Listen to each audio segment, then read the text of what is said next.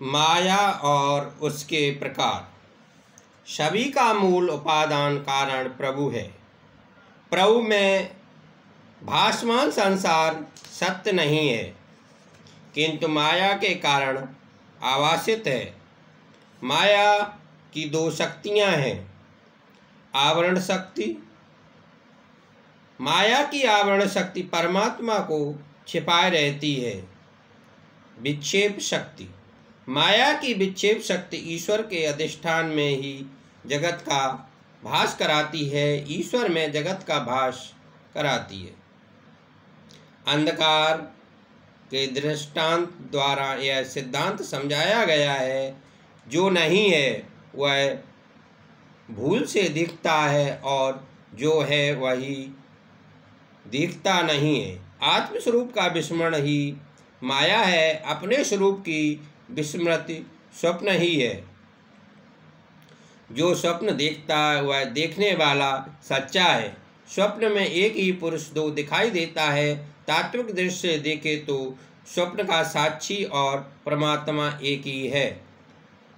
वह जब जागता है तो उसे विक्षेप हो जाता है कि मैं तो घर में सेज पर ही सोया हुआ है। स्वप्न का पुरुष भिन्न है, जगत का ब्रह्म तत्व एक ही है, किंतु माया के कारण अनेक का भास होता है। माया जीवन से लगी है हुई है, यह माया जीवन से कब लगी है कहा नहीं जा सकता, क्योंकि माया अनादि है, उसका मूल खोजने की जरूरत नहीं है। माया का अर्थ है अज्ञान। ज्ञान कब से शुरू हुआ यह जानने की क्या जरूरत है।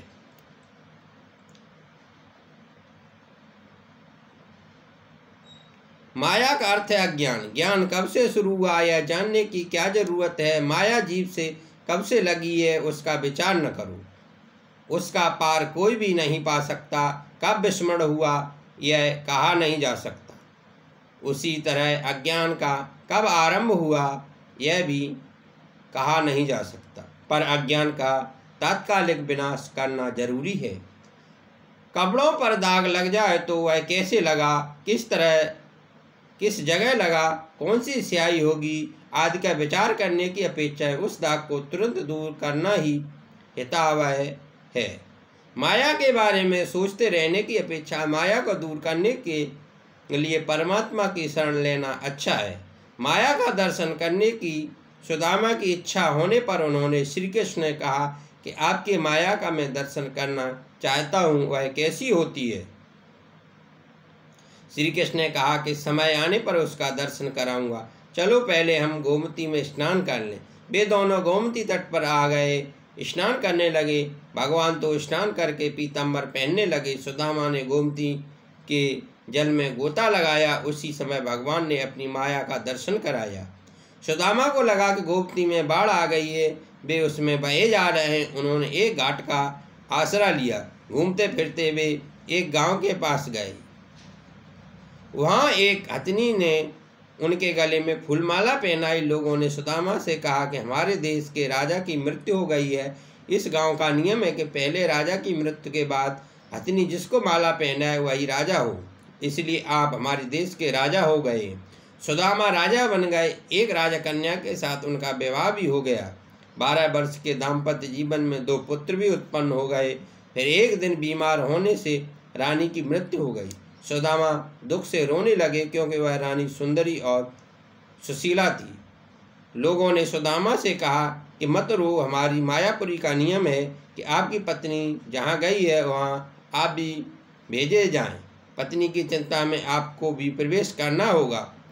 अब सुदामा ने पत्नी का रोना बंद कर दिया और वे अपना रोना ही रोने लगे।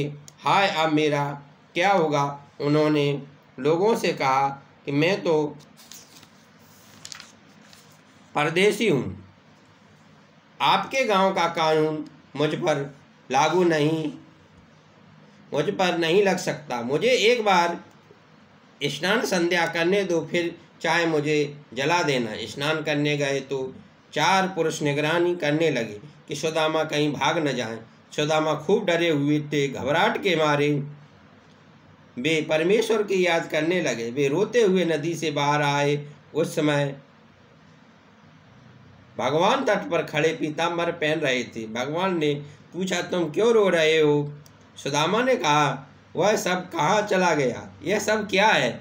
मेरी समझ में तो कुछ नहीं आता। भगवान ने कहा कि यही मेरी माया है। मेरे बिना जो आवास होता है वही मेरी माया है। माया का अर्थ है विस्मरण।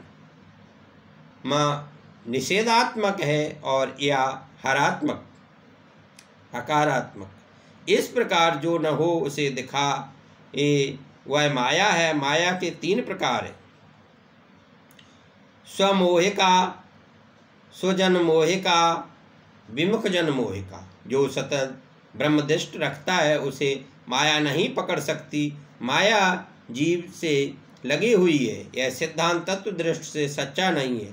माया नर्तकी है, वह सबको नचाती है। नर्तकी माया के मोह से छूटना है तो नर्तकी शब्द को उलट दो और तब होगा कीर्तन।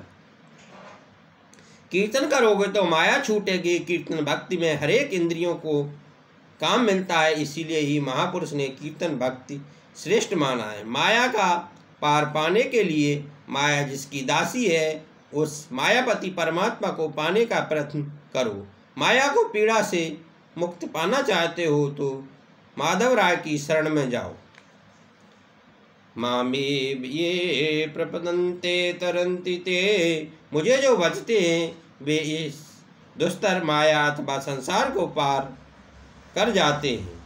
तस्मात् सर्वात्मना राजन हरे सर्वत्र सर्वदा।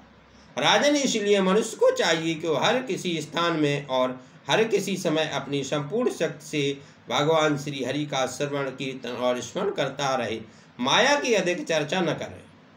ब्रह्मा जी ने नारद को ऐसी आज्ञा दी थी कि माया जिनकी दासी है ऐसे मायापति परमात्मा के चरणों का आसरा लेकर प्रभु भक्ति बढ़े, उस तरह से इस सिद्धांत का प्रचार करो। नारद जी ने वह उपदेश व्यास जी को दिया। व्यास जी ने उन 4 श्लोकों के आधार पर 1000 श्लोकों का भागवत शास्त्र रचा।